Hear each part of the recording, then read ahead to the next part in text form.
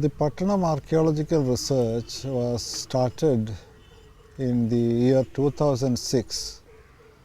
It was sometime in October that we launched the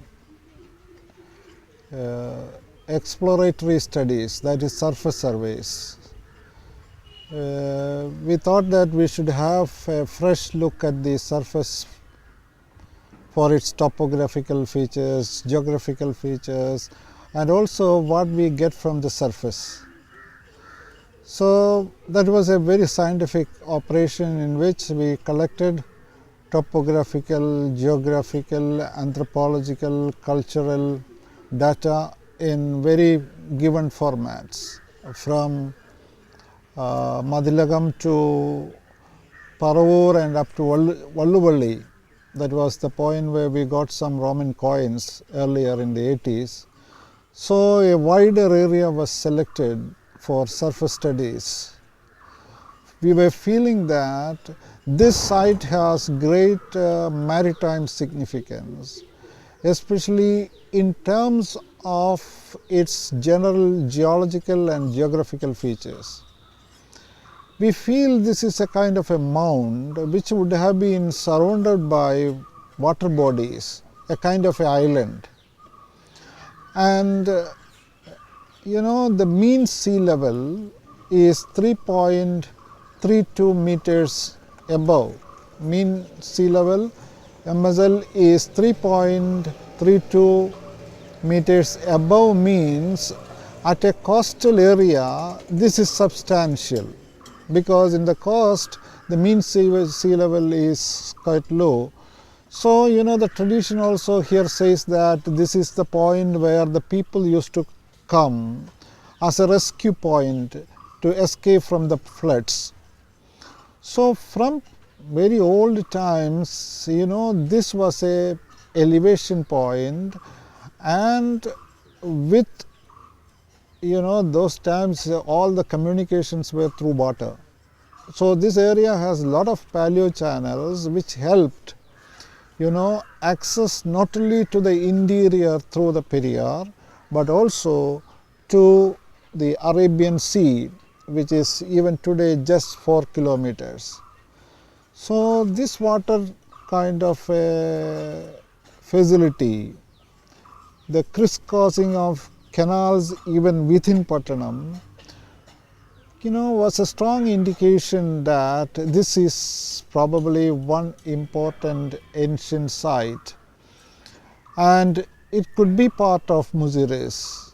In the sense, now with the given evidences, we have no doubt about the commercial character, the international commercial character this site had.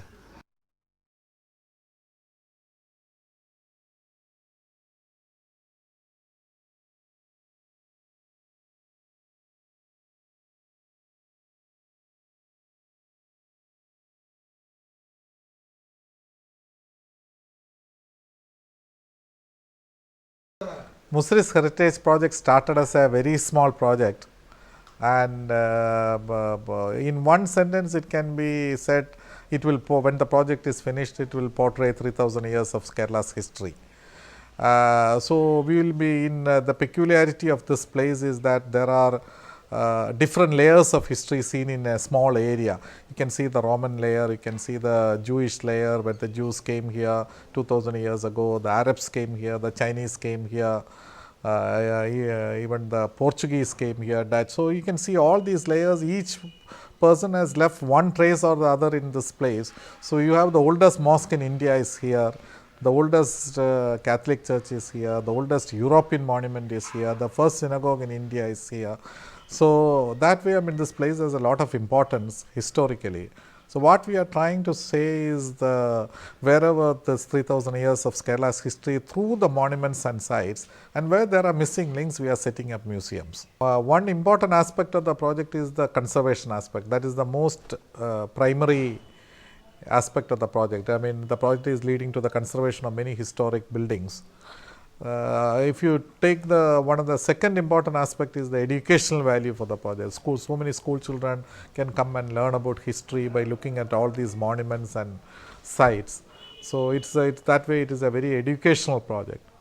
And also the project is looking at an alternate model for tourism, sustainable model for tourism, in which the Kerala's cultural history is portrayed.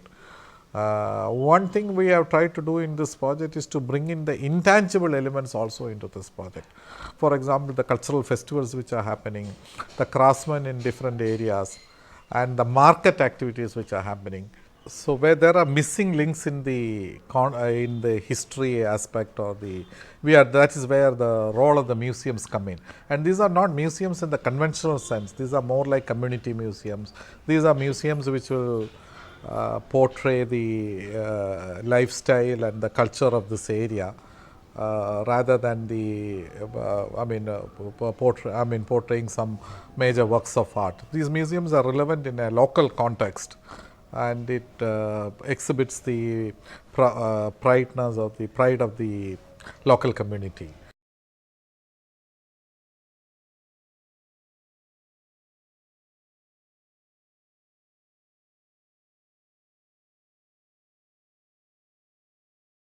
As part of phase 1, 4 museums are coming up, in which Palyam Palace and Palyam Nalagatta. This Palyam Palace will try to portray the history of the Cochin Maharaja and the Portuguese and the Dutch. And the Palyam Nalagatta will try, it's more like a lifestyle museum which will portray the life of the landlord family in the early 20th century kind of period. And then the two museums which are coming up are the two synagogues, Chendamangalam Synagogue and the Paravur Synagogue. Paravur Synagogue will portray the life of the Jews in Kerala, and right from the early times, how their relationship was with the rest of the community in Kerala, and how it evolved, the kind of synagogues and which were here, etc. And the Chendamangalam Synagogue will try to portray the life cycle of a Jew. These are the 4 museums which are coming up. As a subsequent thing, we are establishing the museums which are out of the excavated remains from the Kranganur Fort or the Kottappuram Fort. There will be a museum. There will be a museum on Abdul Rahman Sahib, who is a freedom fighter.